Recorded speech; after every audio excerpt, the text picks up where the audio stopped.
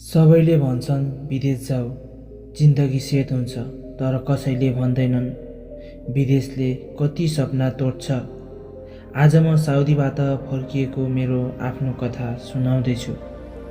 नेपालमा काम छैन, घरको जिम्मेवारी काँधमा। सबैले भने साउदी जाऊ, पैसा कमाइन्छ। म पनि ठुलो सपना बोकेर घर छोडेर हिँडेँ। साउदी पुगेपछि सपना होइन, पहिला त तातो घामले स्वागत गर्यो। 12 देखि 13 घन्टा काम, न भाषा बुझिन्छ न मन बुझ्ने मान्छे। कहिलेकाहीँ त विरक्त लागेर आफ्नै छायासँग कुरा गर्दै बस्थे। म किन यहाँ आएको होला भनेर साह्रै दुःख लाग्थ्यो। घरको आवाज मोबाइलभित्र मात्रै थियो। आमाले सोध्नुहुन्थ्यो, खाना खायो बाबु, के छ तिम्रो सन्चो बिसन्चो भनेर सोध्नुहुन्थ्यो।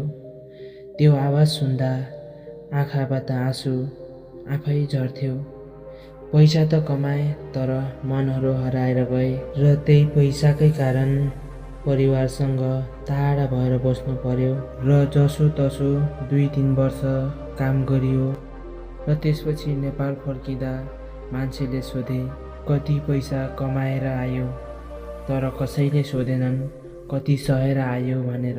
विदेश जानु गलत होइन, तर सबैको लागि सजिलो पनि त छैन।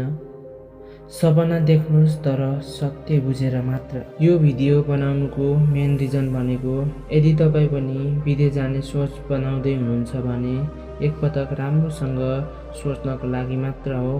विदेश तपाईँले सोचे जति र देखे जतिको सजिलो छैन र त्यति गाह्रो पनि छैन। यदि तपाईँ पनि विदेश आउने प्लान गर्दै हुनुहुन्छ भने राम्रोसँग बुझेर मात्र आउनुहोला। भिडियोलाई लाइक र च्यानललाई सब्सक्राइब गर्न नबिर्सनुहोला।